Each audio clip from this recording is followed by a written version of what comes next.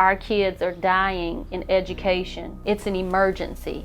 What's your favorite thing about school? Nothing. If you think American education isn't in crisis, look closer. I thought that all that early education stuff was nothing more than glorified babysitting. Wrong. Wrong.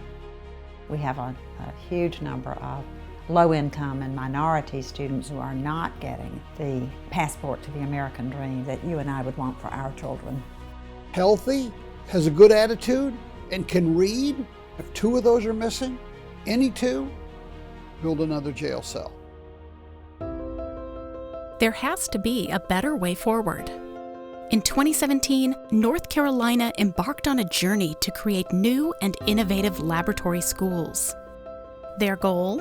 To close the achievement gap for lower performing students.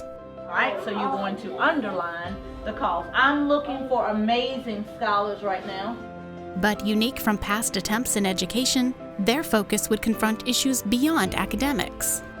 I think historically, there had been this more siloed approach where school meant school, and we have to understand that all of us encounter some challenge in our life, and we don't want that to be a barrier for the child to be able to experience success. This time, history must not repeat itself.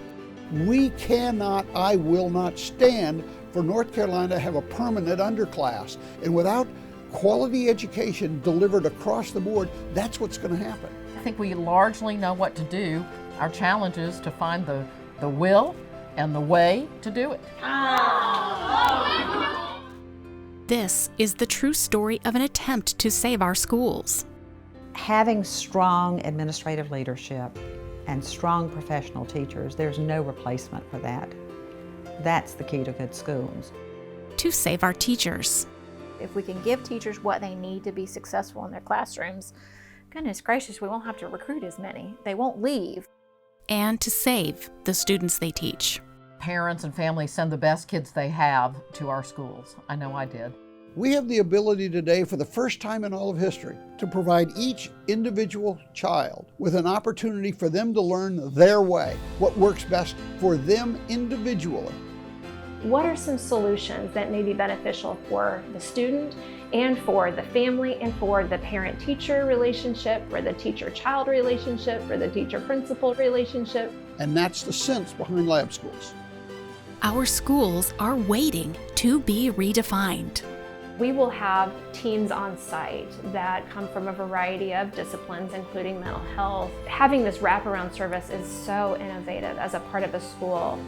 If these schools are serving the needs of their students and children well, then that will be oversubscribed. And if not, they'll leave. They want to be learners. You start to hear them talk about goals. It puts us as a partner in this. So we're not asking, whose job is it? We're finding the way to get the kind of supports that will lead to student success for families, for moms and dads, for communities, for neighborhoods.